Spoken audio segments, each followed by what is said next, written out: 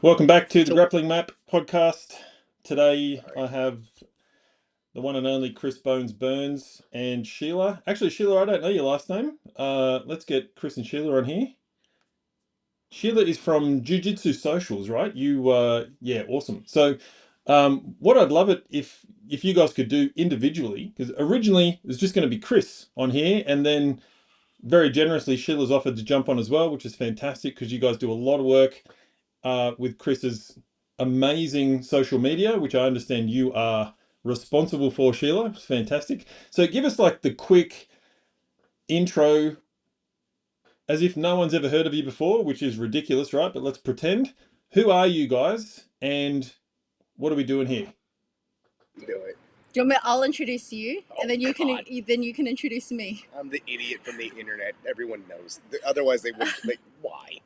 She's more important. Talk to No. her. And then I'm just the lady that holds the camera, and then does some pushes some buttons, and She's then the posts. professional that infuriates me live on camera. Miss Sheila is Jiu Jitsu Socials. Is that was? Yeah, Yeah, it's very Socials, official. yeah. Jiu Jitsu Socials. She is the mastermind Yeah. behind that. I don't know. Tell them about yourself. You ever done this before? So I started doing social media for locals Jiu Jitsu Zetland. That's where my son and husband train, and Chris was teaching there. So I jumped into a class where he was taking an adults class, and I saw some teaching that just blew my mind. So I filmed it. I said, "Can I post this on social media?" And I knew in the moment, I knew what I had was so good. And I said to him, because I'd looked at his social media prior prior to him coming to teach, and I said, "Why haven't you gone viral yet? Like, what he was teaching was so good." I said, "Why haven't you gone viral?" And he's like, "Oh yeah, you make me go viral." And I said, "Yeah, I will." And I did. And now maybe a year and a half later, close to 2 years, yeah, here we are. He's over 100,000 followers, and people know who he is now. He's gone viral. That's not the way it Yeah. happened. She came in and saw what I was doing and said, first off, that would never work in the highest level of competition. It's the first thing she said. So it's an inside joke. Nobody will get that. They got it. They I got got it. it. It's pretty funny. So,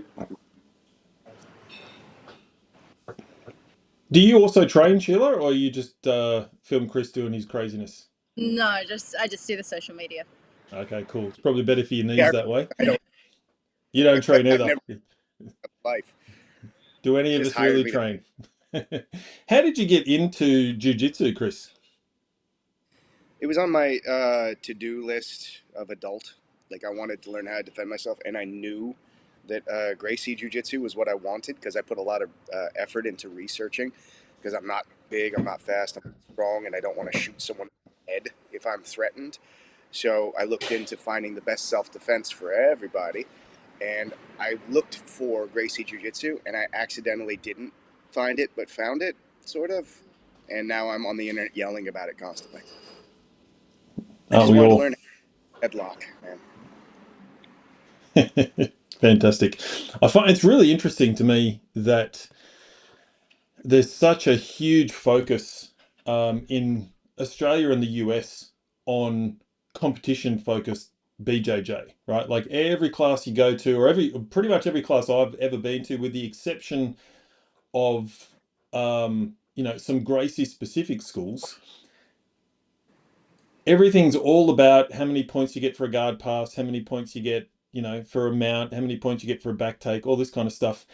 And the overarching focus on self-defense is often not really mentioned all that much, at least in my experience. And I think I've got a particular filter because I'm a purple belt in BJJ, but I'm a third degree black belt in Japanese Jiu-Jitsu, where it's all about self-defense. And it's typically, and I do BJJ to complement the Japanese Jiu-Jitsu because it's all stand-up and it's all self-defense, right? So, and that's why your videos stood out to me, because you've got a lot of content out there on self-defense, as well as, here's an awesome guard pass, here's an awesome back take, whatever it happens to be. And I think that that's something that is, I won't say it's lost in the industry, right? Because there's still people doing it, but it's definitely missing. What do you think? What do you think of the schools that only teach the competition style? I think it's great. I think that if you found a lane, you should be in that lane, and you shouldn't try and compare. One of the first things that happened over here was the young black belts that kind of sort of works with me but doesn't work with me. We don't like each other. We hate each other, but we love each other. He teaches at a straight sports school, and like I'm sure they have a class that's like, this is for self defense, and they teach you how to do a hip throw. You know, like I'm sure every school has something like that. I don't know. If I'm wrong, I'm wrong. I'm not a paper tiger about it. But I remember he had a discussion with another black belt, and the other black belt said something along the lines of like, well, the sport of BJJ is the evolution. This is what we created to defeat Jiu Jitsu. Like, that's not right, because I think the delineation between the two should be a little bit clearer. I wanted to defend myself, and I didn't want to win any medals. And I was told from day one that if I win medals, that's me learning how to defend myself. And I had a long journey to realize that no, that's completely different. The reason the point system exists is literally because all of those things are worth something in combat. Not because we just arbitrarily decided that this piece deserves this point, this piece deserves this point. Chess. That's not how it works. The reason I'm in the factory district. Sorry, there's a wood chipping plant over there somewhere.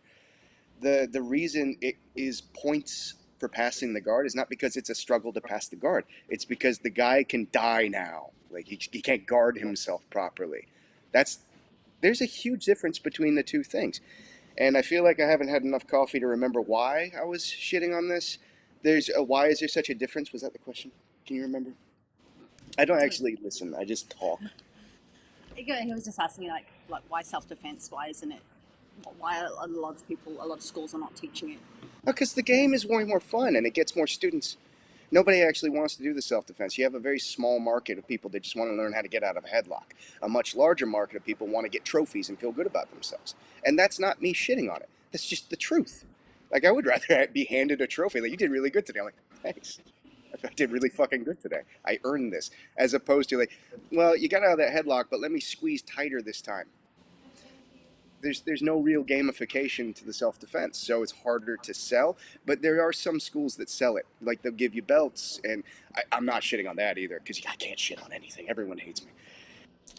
The idea of gamification for self-defense is hard to do. The whole point of the belt system was specifically made for the competition aspect of jiu-jitsu, and the competition aspect of jiu-jitsu was the fun game version that everybody can play. I didn't care about playing a game. I still don't care about playing a game, but I keep learning it by accident because I live on the mats and I keep getting shown how to play the game. Like, the knowledge is there, but 80% of it, like, it had to be like a phone book of shit. I don't know if I'm on the camera. Phone book of shit. There's like that many pages that I actually give a shit about. That phone book is here whether I like it or not because I've just lived on the mats for 2 decades. But Yeah. do you think some people would be interested in learning self-defense, and they've set out to do self-defense, and they've gone to academies and just seen competition because they didn't know it was an option available to them? Exactly. Would you say that that's I would say fair? that because they went in to learn how to defend themselves and they saw the word jiu-jitsu and went, that's the number one self-defense in the world, according to Joe Rogan and all the other people. Jocko Willink said so. I'm going to go and do it. And then they show up and they're doing like De La Riva guard. Because I think when we started doing the social media 2 years ago, and things can change so quickly online, all you would see is competition. I just feel everything that you would see online was just focused on competition. And now that you've been a voice in the other lane, I've come to realize that there are a lot of people that do self-defense and that practice it and that are committed to it. They're just not posting. And I just feel that we live in a world that unless it's posted and people are watching, it's almost like it doesn't exist. But it does exist in real life. Yeah, absolutely. That's why she's here. I saw a really interesting survey. It was done maybe 2 years ago, and it was relatively small sample size, like between 500 and 1,000 people. But that's pretty significant for jiu-jitsu. And it asked two really great questions, which is why did you start training and why did you keep training? Now, this is fascinating. I've got these results somewhere. The questions were essentially, the options were like started training for self-defense, fun, fitness, and something else. I can't remember. Oh, competition, right? Self-defense, fun, fitness, and competition. And self-defense was overwhelmingly the top reason that people walked through the door in the first place, followed by fitness, fun hobby, and then competition was like 4% of the reason that people actually start training. And then on the flip side, it's why do you stay? Fun hobby was right at the top, and then fitness, and then competition, and then self-defense, which was really, really interesting. I think partly it's because, we live in really safe times, right? I think the self-defense is super interesting and important, and I've spent 30 years kind of mastering that side of things, and now I'm trying to get better at De La Riva and all that kind of stuff, right? Just for the fun of it. It's just such an interesting part of jiu-jitsu that there's some places that really go down that specialization and others that don't. And in terms of your school, 0 Point, you guys are in Balgowlah, just up the road from Manly, right? Is that right? Maybe. No. No? DY. I'm in DY. DY. I'm over Okay. Northern Beaches. Like Northern Beaches. Okay, cool. Yeah, I used to live in that area, but didn't know about you guys back then, or I probably would have been a student, which oh, would we have been just cool. opened. I just got here. There you go. How long has it been Uh, open for? how long have we been open? April? April. April? Okay, cool. And how's it all going so far? How many students do you guys have? I have no idea. I'm not keeping track. This is a clout house, according to her. They just put up cameras to film me. So the students that show up, I'm not pushing to get any more. I'm not good at that stuff. I just teach whoever's in the room. Rent's paid though, so Awesome. Cool. As long as the goals are being met, it's all good, right? yeah. And tell me about the BJJ project, because this is something that You're up. This th- th- is your this is You're this is up. kind of the reason for the podcast to begin with, right? It's awesome to talk about schools, but when someone gets a little entrepreneurial and they're into jiu-jitsu, the very first thing that people think is, especially if they've got a black belt, right? I'm going to open a school. But there's a lot of people who struggle with that and then give up, and it becomes like a side hustle, or they can't pay their rent. It's awesome that you guys can. They need to stick with the day job, right? And it's just this becomes this thing that just takes up their nights. Whereas I've spent 20 years as an online business coach, and I've created 18 different online courses that we sell, and they're automated and all that kind of stuff. None of this is in the martial arts industry. It's in other industries, marketing and sales and things like that. And so when I look at martial arts business, opening an academy is like the 27th thing on my list of things that I would do after a whole range of other things. And I love the idea that people like you are taking your skills and then packaging it up with awesome branding and putting it out there, right? And you get a side income from it, hopefully, or maybe you don't care, who knows, right? So how did the idea for the BJJ project come around? Also, I mean, unfortunately, like Will and Nathan, they're not here, so we will do our best to speak as representatives from the BJJ project.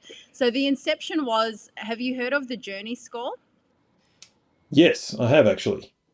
The Journey Score. So what it is I believe that Will and Nathan, they were speaking in a pub one night. Where all great business ideas start. And the discussion went to how you need to be responsible for your own jiu-jitsu. And it was a self-test that you could do just to assess where your strengths and where your weaknesses are, just on yourself. And so they were doing it with students. They put it out online, and they realized that people do want to take ownership of their own jiu-jitsu journey, not compare it with anyone else. And from there, it grew when they met Chris. Chris had his own personalized journey score. With how their, many questions did you have on there?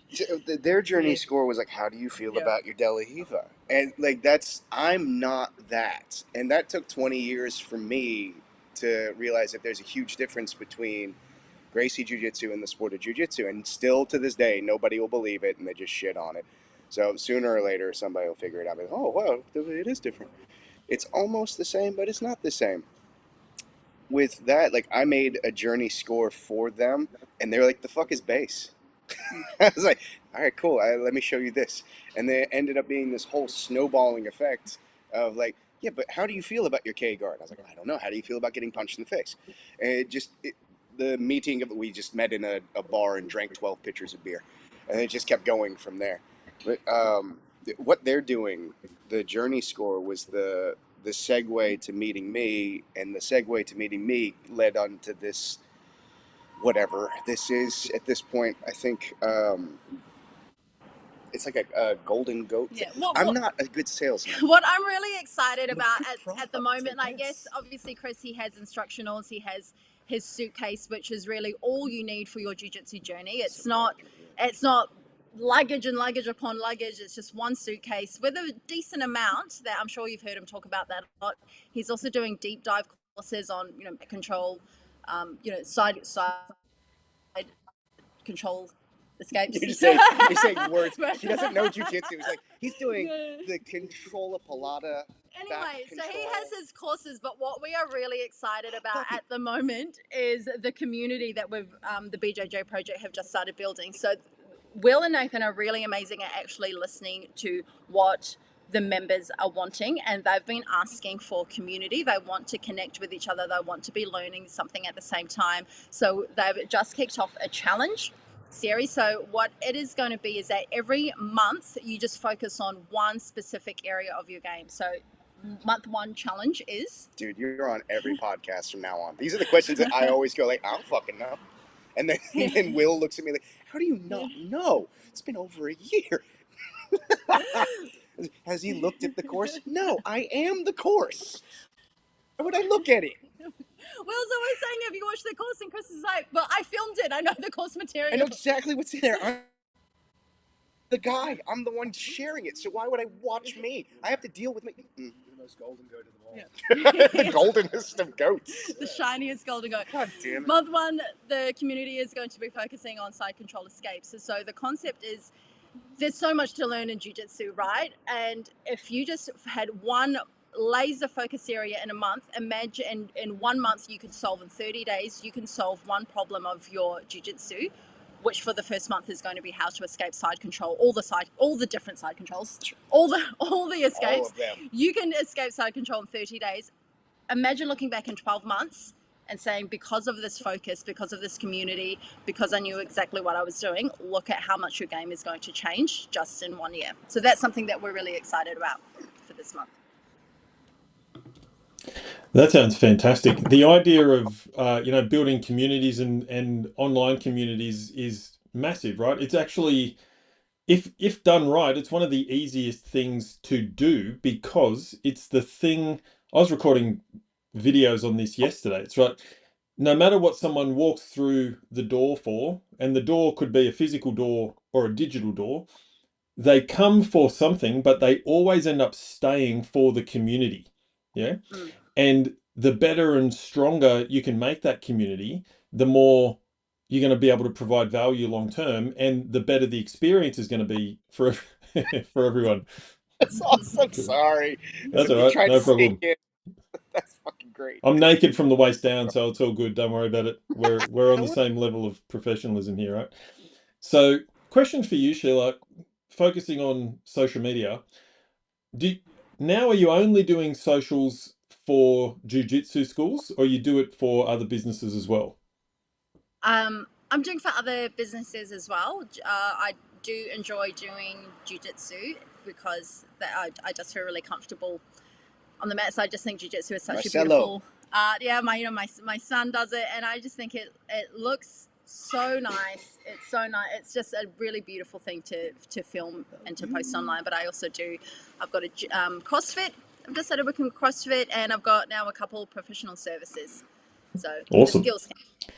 What I've got a big marketing background, right? So I always find this really interesting when I get to talk to other people who know and understand marketing, is when you look at the kind of content people are putting out to promote themselves in jiu-jitsu, whether they have an academy or they're trying to do some online thing, a side hustle, they're trying to sell custom rash guards or an instructional or whatever it happens to be. What do you what do you think they're getting wrong? Like, what do you see over and over and over again? It's like, oh, this person's doing this again, or they keep making this mistake. Like, what are the top For issues you for see with how people are for jiu- marketing themselves? for jiu-jitsu gyms in particular, I'll just talk about that first. A couple of years ago, when I started looking at, I was going to be doing, when my son trains, I was going to be doing their social media. So before I started, I looked at, I feel, every single jiu-jitsu academy's Instagram page in Sydney. I looked at them all and I thought all of them were not great. And what I kept seeing, and they've improved a lot now, but what I kept seeing over and over was all they would post is just a group photo of the whole gym in front of the logo.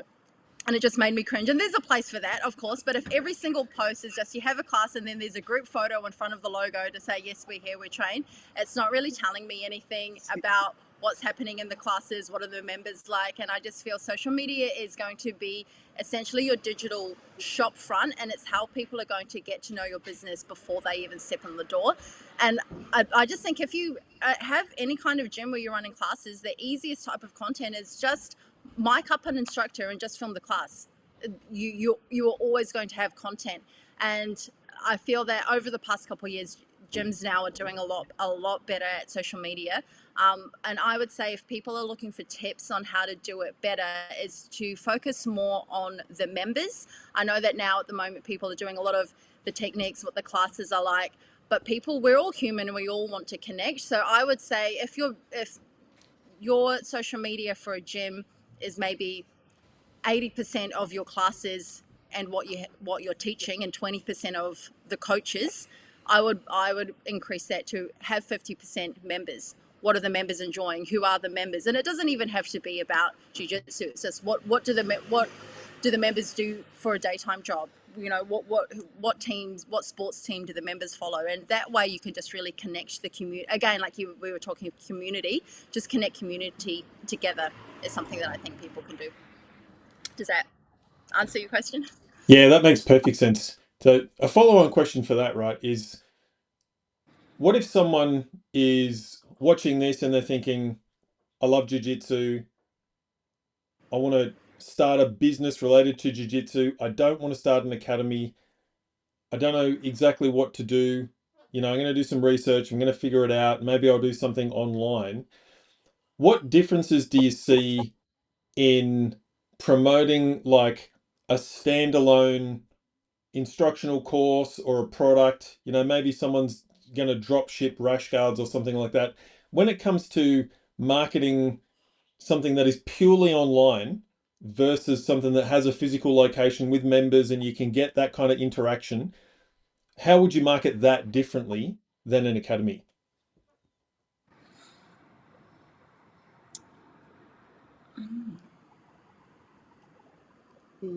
Let me consider collaborations. Definitely collaborations. So getting that.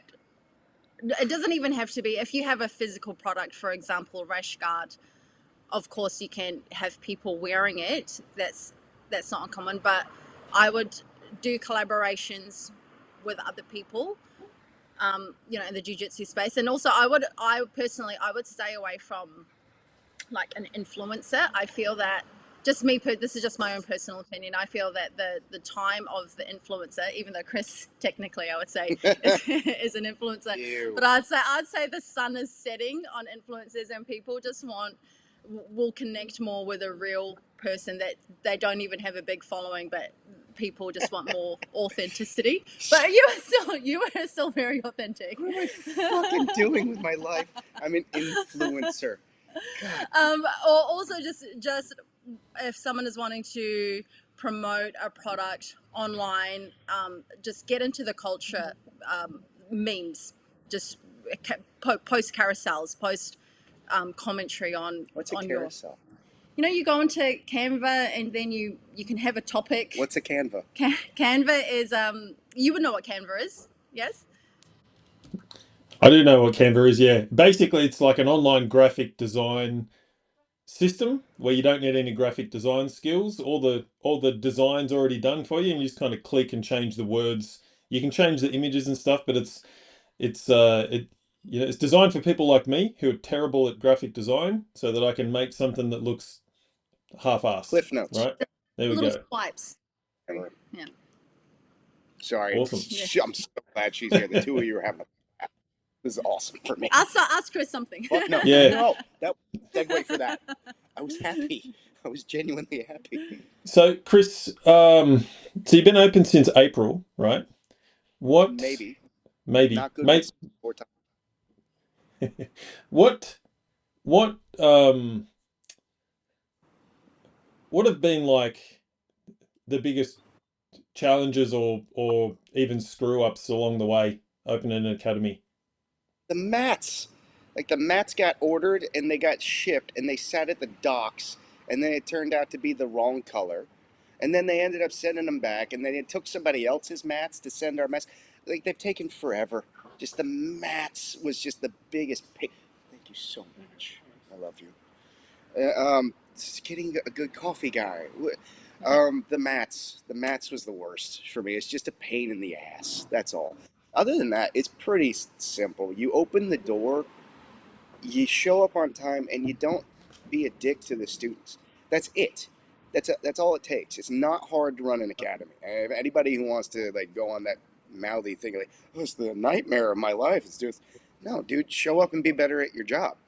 The hardest part was finding the space, and I didn't find the space. My partner found the space, and he put it right next to another academy. That was not a choice on my part. Just so that's very vocal on the internet. Like, why would you open up one door down from another academy? Like, well, I didn't do it. Somebody else found the place that's next to my house. Just getting the space, finding a space, that was a hard part. It took a while to find the right place. And then putting mats down. That's it. That's all it is. Because as far as I'm concerned, this is not like there's no ice bath, there's no kombucha, like there's no massage chairs, there's no speaker system, no lighting. I went to a place in the Philippines that had literal speaker system with lights while they were sparring. Like I actually just teach jiu-jitsu. That's it. That's what I do. That's my job. So opening a door and being on time is the hardest part. So open the door, be on time, don't be a dick, right? It's basically 2 of them. I got 2 of them. awesome. I won't ask which two. That's cool.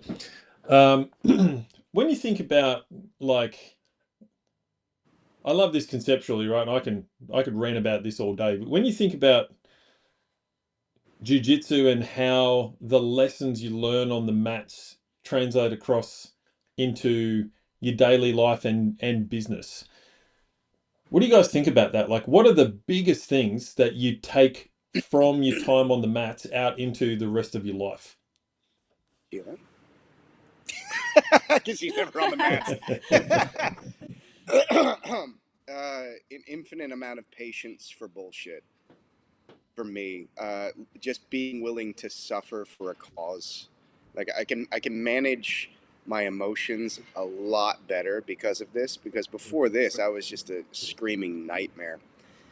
Having something to balance me out kind of taught me patience and the value of the good that comes after struggle. So I wish I could be more elegant or elegant? No, eloquent. Eloquent. See, that was eloquent. Be more eloquent about it, but I can't because I'm not actually smart. The whole idea of being able to compare jiu-jitsu to everything, you can do that with everything. I can compare my life to a plant. Like it needs a little bit of sun, needs a little bit of water. Like everything can be a metaphor for everything because everything's interconnected. But the fact that we can see jiu-jitsu as this way of suffering for a greater good, I think that's what I can take away from it. Because me having to be on social media is suffering for a greater good. Sorry, I fucking hate it. I guess that's why you got Sheila, right? I think everybody hates it, but at least you guys have kind of cracked the code, yeah? Went to school to learn how to do these things. She's proud, and I'm sitting here just shitting. Like, I'm not the right product for her. She deserves something way better. But the irony is that because he genuinely doesn't care, it works. He cares about jiu-jitsu. I mean, the followers. I care about jiu-jitsu.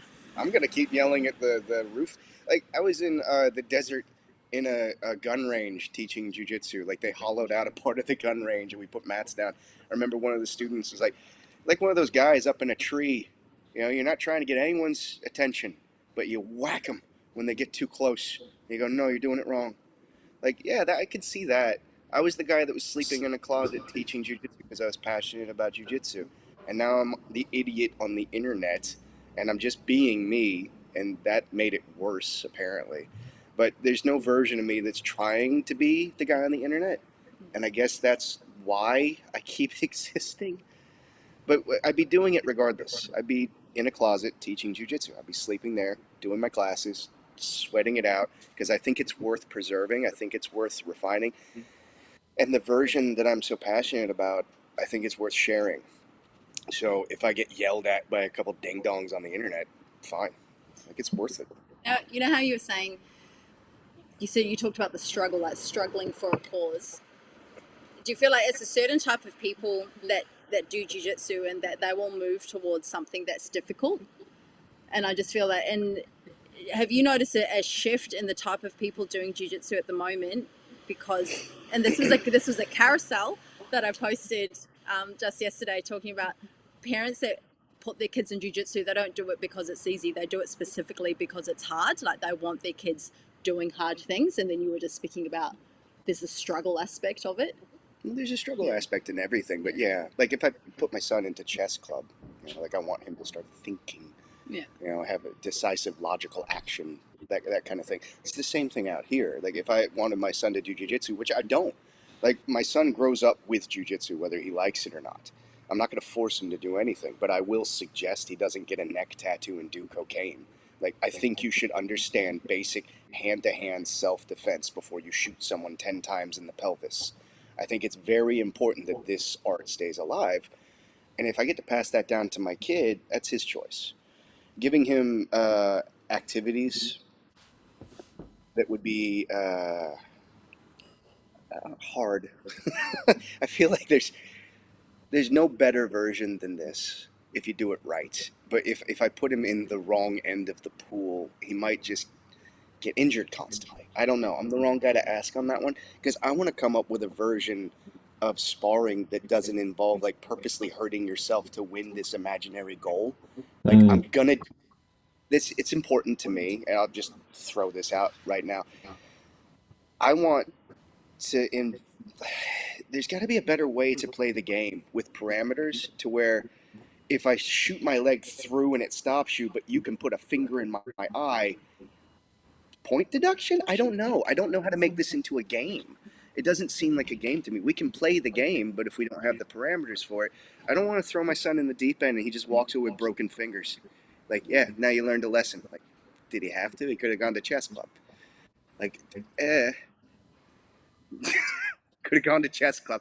I played violin, just so you know. I don't anymore. This took precedent. Spider Guard took precedent for a couple of years. Yeah, that's pretty brutal on the old knuckles, isn't it? It's not fun. It's really interesting what you're saying there, specifically around like the getting kids into something hard. They could do chess club instead. Like I've got two kids. My son's 12 right now. My daughter's 15. They both trained and they don't train anymore because I got them into it. And then I told them from the start, if you're not in love with it, I'm not going to push you to do this, right? You just get the basic. I wanted them to have basic fundamental self-defense skills and just have that internal confidence. And my daughter trained for maybe 9 months. My son trained for 5 years. He's 12 now, and he stopped a few years ago. And it's interesting because he loved it. He's highly technical. He actually, loves chess as well, and he goes in chess competitions. He's got that kind of analytical mind that tends to.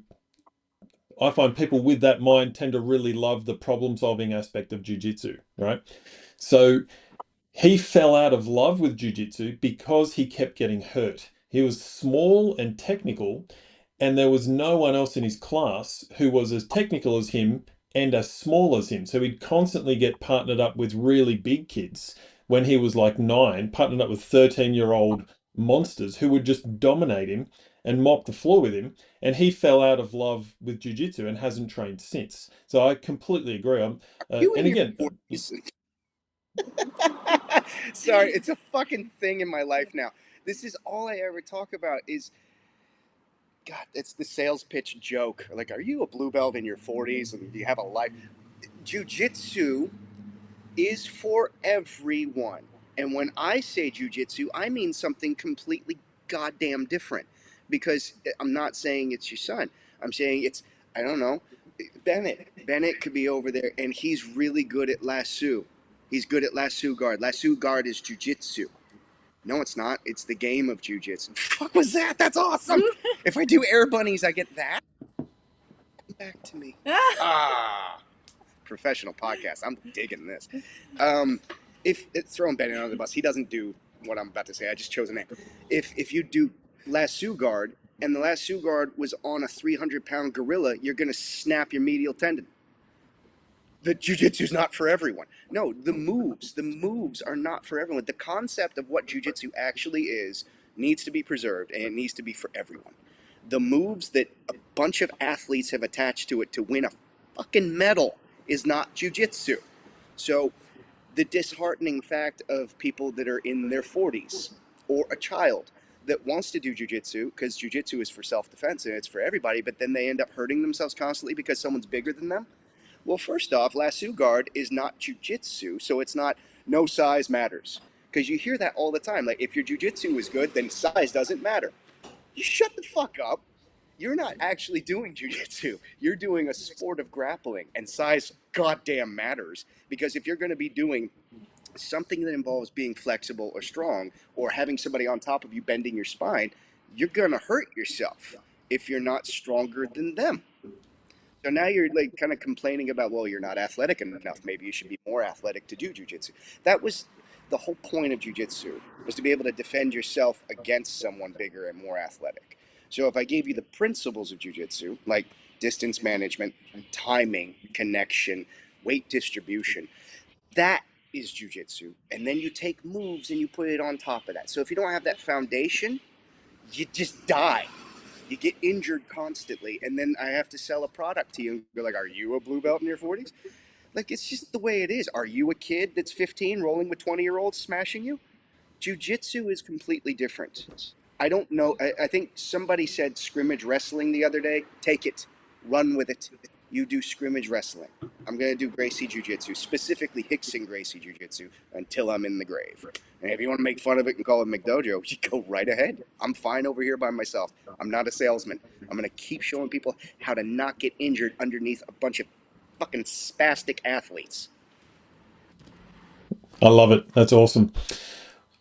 With that in mind, right? How to not get injured under how did you put Spastic. it? Under a bunch of spastic athletes.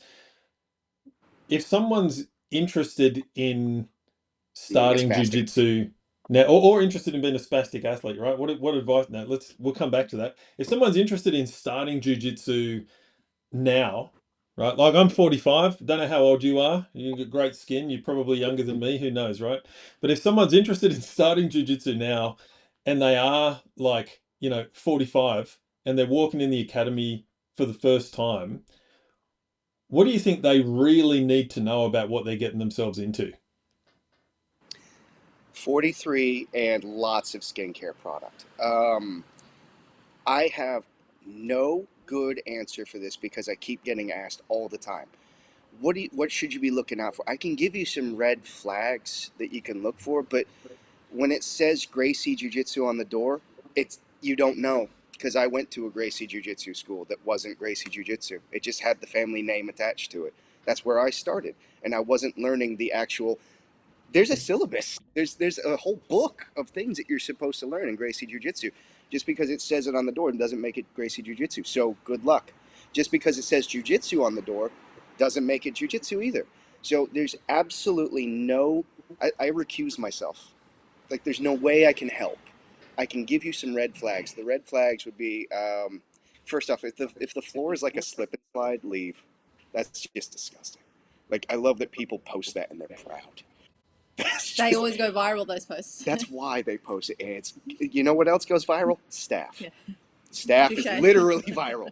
So coming from a background where I was on a slip and slide and I would sweat through like 3 to 4 gis in a day, I had to I had a camping backpack, so I had to bring extra gis with me to sweat through the day. And we had like those mats that like soaked up the sweat. Oh God! I had staph. I had ringworm. I had impetigo. I had everything you could possibly catch from the mats.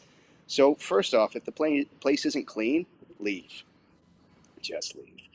If the warm ups, if if the warm ups, you're not gonna know. You don't know. You don't know any better. You're walking in. You just see them doing some weird jumping jacks in the corner and just like bear crawls and shit. Who knows? I again, I recuse myself. There's nothing I can do to help. You can go to a 0 point. I'm not a salesman, but go to a place that says 0 point, and you're going to learn how to do self-defense under Hicks and Gracie. If you go anywhere else, I'm not in charge, so I have no idea what you're going to learn. You could learn a shrimp, and they're going to call it a power shrimp. I don't know. It could be a reverse De La Hiva, and now they call it power shrimping. I don't know anymore. So all I can do is tell you that I'm doing the best that I can, and I'm sure everyone out there is doing the best they can, and it's not their fault that they're not doing what I'm doing. They're doing something cool. Let them do something cool. I can't be the ambassador for good versus bad in jiu-jitsu. I can just give you my opinion and my, I don't know, mouthy opinion. Yeah, awesome. It's something that I find really fascinating about how people run their academies, because I've moved around a lot, like every kind of 2 or 3 years for probably the last. I'm about to have my 17th wedding anniversary on Saturday, so I'm going to say 17, 18 years. Yes, pretty exciting. And my wife was a professional ballerina in France, and Wow.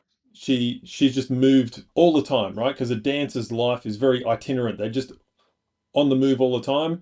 And then I met her, and my very stable life became moving around all the time. One great outcome of that is I've trained at schools all over the world now. And here specifically in Australia, I've trained at places with a great self-defense focus. I've trained at places with a massive competition focused. I've trained at places where you drive 45 minutes into the bush to a shed in the hillside in country Tasmania, and there's only two guys training there.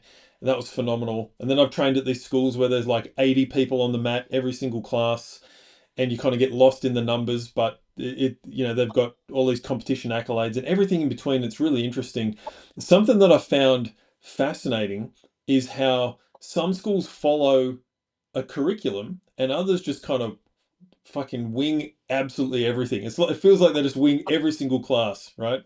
It's like they take your advice before to the absolute extreme of like open the door and show up on time, but it's like maybe they're a dick, maybe they don't be a dick, but it's like there's no plan. They just, what do I feel like teaching today? And they channel it from the jiu-jitsu gods and they step on the mats, right? They channel YouTube.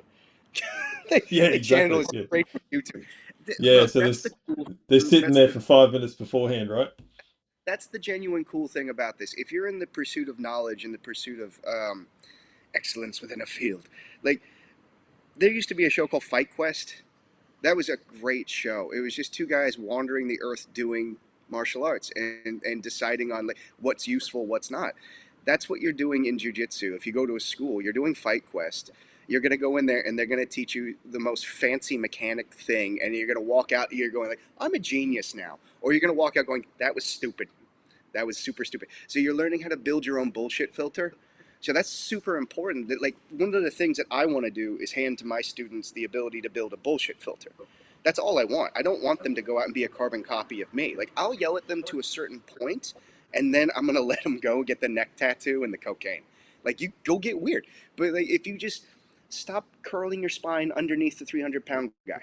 Like I can give those parameters, and then they can go have fun if they want to, or they can be boring like me if they want to. The fun part about jiu-jitsu is going out on the adventure and picking up these bits and pieces and building your own Lego castle. I actually enjoy that. I like going to other academies, or I used to. I don't have time anymore. But I would have other people from other academies come to me, and they would show me, like, the Todd. The Todd is the name of a submission. It's not real. And I love the guy who, he's out in San Diego, and he showed it to me, and every time I see him, he puts it on me. I'm like, it's not real. Like, I'm not going to tap. It's not real. I, like, turn my chin, grind my shoulder, like, I'm going to get out of this. but it's still fun. It's fun to see these new things. It's fun to experience them. And having your own bullshit filter and going, I don't know, maybe the Todd works on other people, but it's like the Irish Berimbolo. That was a funny one that a friend of mine did. The Irish Berimbolo is like a funny name for he's just going to punch you in the throat. He's got a gift wrap and he puts a fist in your neck and it's like the most violent possible Berimbolo. I thought that was hilarious. I'm not going to tap.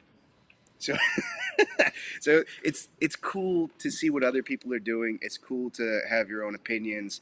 But I think the coolest moment for me was I was teaching something that I learned from a very high level black belt, and a friend of mine that trains directly with Hickson, he said, "Do it to me," and I did it. And he went, "No."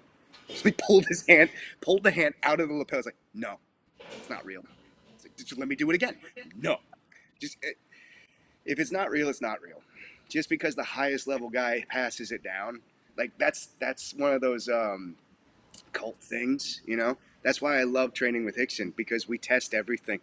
Like the other day I was in the lounge room and Scott was showing a different version of something and Hickson's like, I like that. That's the point.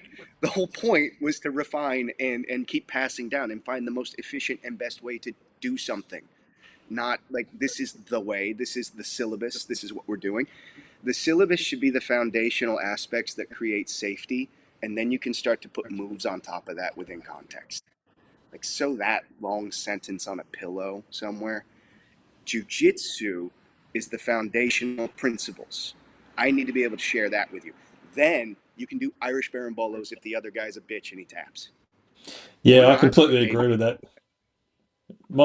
In our Japanese jiu-jitsu, it's exactly like you're describing. We have a syllabus, and then we go down rabbit holes and things like that. One of the main fundamental principles that my instructor taught me, and I now teach I'm in Canberra, right? So I teach every Thursday night. One of the biggest, he uses Japanese terms. I'll just say it in English, right? Which is his core concept is skills, not moves, right? It's like if you understand the underlying concepts and the skills, you can apply those skills in a myriad of different ways. But if all you're doing is memorizing a rote list of techniques and then trying to pull those off, it's like it just basically never ever works. Some of I the best agree. training that I ever had actually was, and I'll give a shout out to a friend of mine and an instructor from Wagga Wagga in New South Wales. His name's Hunter Ford, who also trained with I know I saw on I was looking at some info on you the other day. Hunter did most of his training under Jason Robig and Hickson as well. And it Nice. really comes across, right, when there's like that quality of instruction that gets passed down, from from master to student, right, through the lineage. It really shows. And I think that the more people um, get out and experience different schools and different instructors and different styles, you definitely start. I love that you're teaching your students to have a bullshit filter, because Opinion. I if want it's them to have not it. if it's not Like, passed on, you've got to try and figure it out for yourself, right? Which is what I had to yeah, do. So I love that you're at least trying to hand that over to people, which is absolutely spectacular. I wish Now, out of someone did. I'm interest, only doing what I wish someone did for me. That's it. It's the same as, for lack of a better synonym. I don't know. Being a father, like I get it. I have an influence, and I think the influence isn't for me to like. You should pay me. Give me your money. Like I'm sharing my knowledge and my space. Give me your money. No, man. I'm actually here to help. I want to help make this not such a shit show, because it was a shit show with me. You know, not saying my father was a shit show. I had a great father. Like I'm just saying, like secondary father figure. There you go, Joseph Campbell style. The idea of my first journey in jiu-jitsu was shit. It was shit for me, and it was like only the tough survive. And it was great because I got tough. Like fuck you, I did. I got a black belt in that. I had no technique, but I can take a beating. I swear. The idea of being able to like have a bell curve on that and try and help people not have to be tough to learn how to defend themselves. That's all I ever wanted. I wanted to learn how to defend myself, and I'm lucky that I had so many emotional issues that I didn't care about getting beaten up. Like I thought that I deserved it. Like I had to go to fucking therapy, man. I had to realize, no, you don't deserve it. You're not a bad person. It's fine. You don't have to suffer all the time.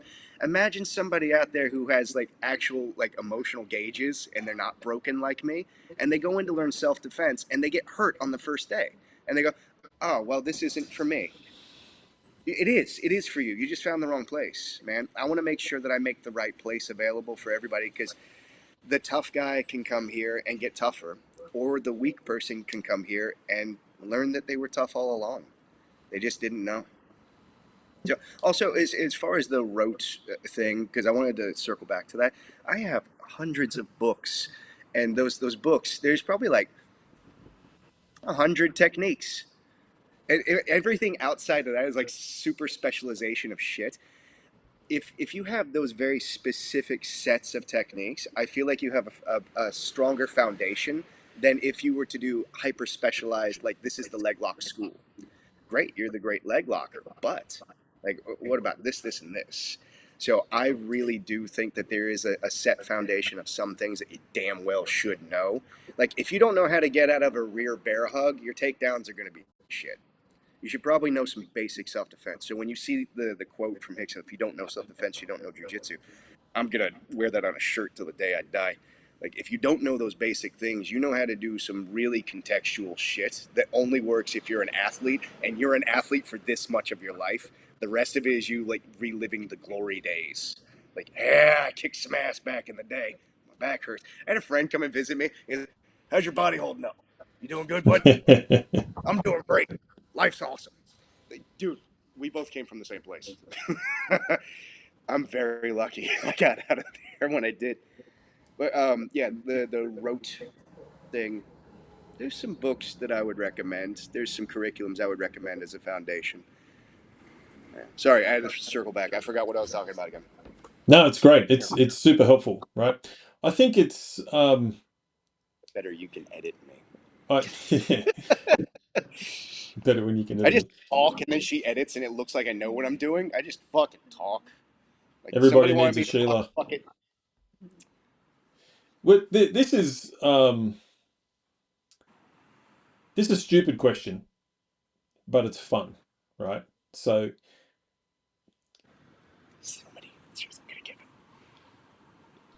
if you could roll with absolutely anybody, living or dead, right, that you've never rolled with, who would you love to do a few rounds with?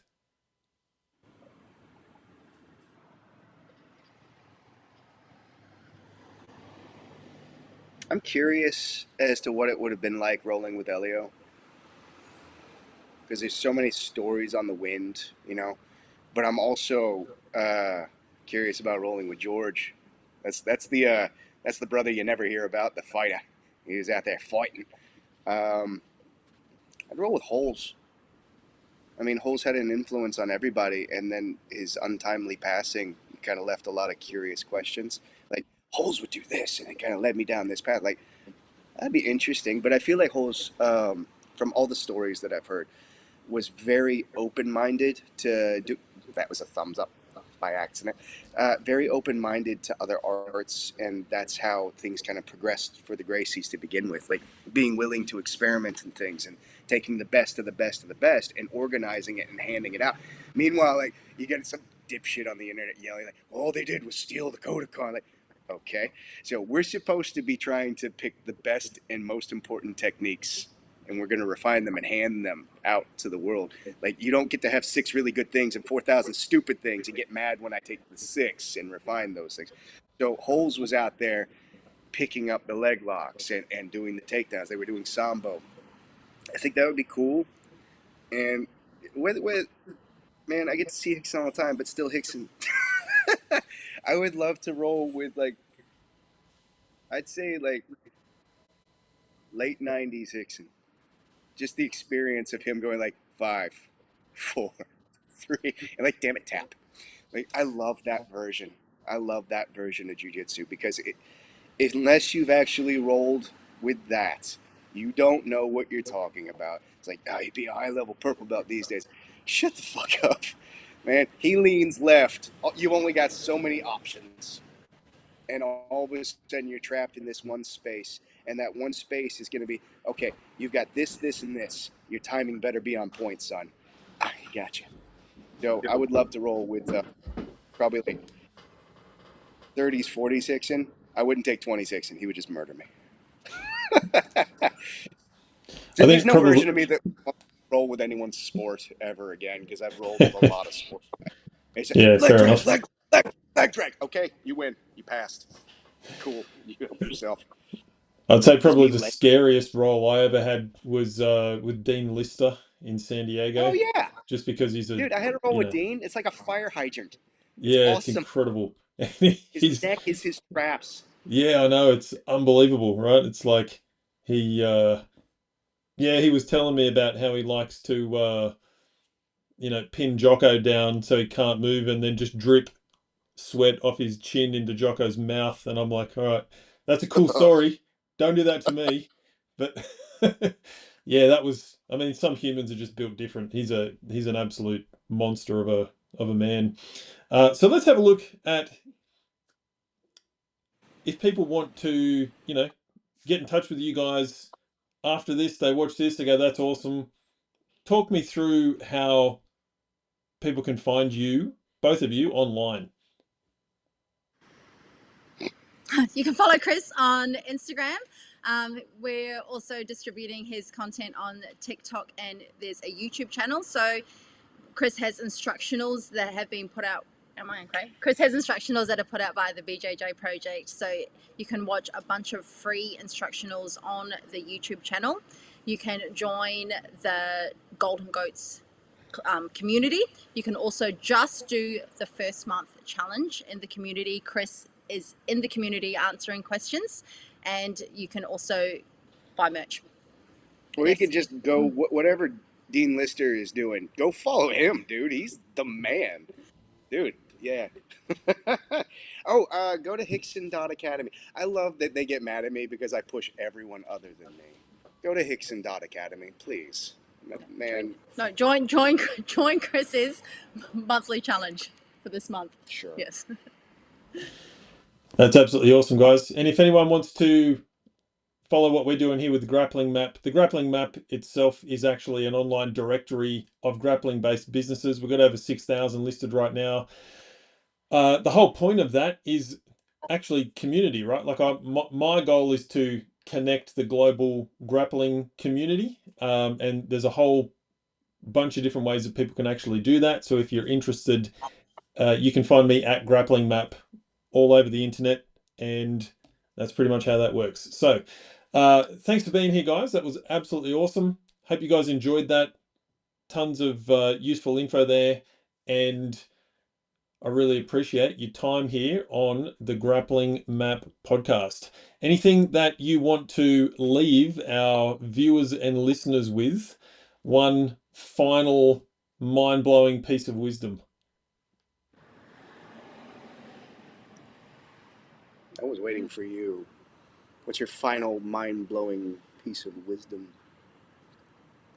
If you want to grow your business online, don't be afraid of posting.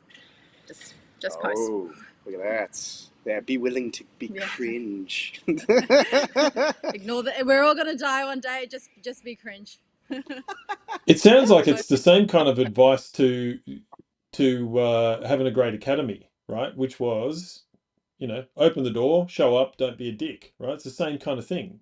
Show up for yourself, don't be a dick, and just put content out there, right? One of my first mentors used to say, don't get it right, get it going. And that's something that I've lived by for a really, really long time. Like, you can sit there and just procrastinate forever and try to get something perfect. Perfection doesn't exist, except for Chris's skin, obviously. You gotta dial me in with that skincare routine. Perfection doesn't exist, right? So just get out there and get it happening. So how about you, Chris? Any last words for our viewers? Try not to put your nose before your toes. I don't know, man. So I remember I had an ex-student that whined and complained about that on a podcast. One time he was on Joe Rogan. He was like, don't put your nose before your toes. Fucking don't. there's a time and a place for everything. Context is super important for what we do. Probably aim for perfection. You land around excellence. I got no tropes. Just don't be a dick. Try really hard to just don't be a dick. There's a lot of them out there. Just try and be a nice person. It's not that hard, man. Absolutely. Thanks for your time, guys. Much appreciated. This is the Grappling Map podcast. I'm Nick Cownie, and see you next time. Thank you. Thanks for your time. Bye.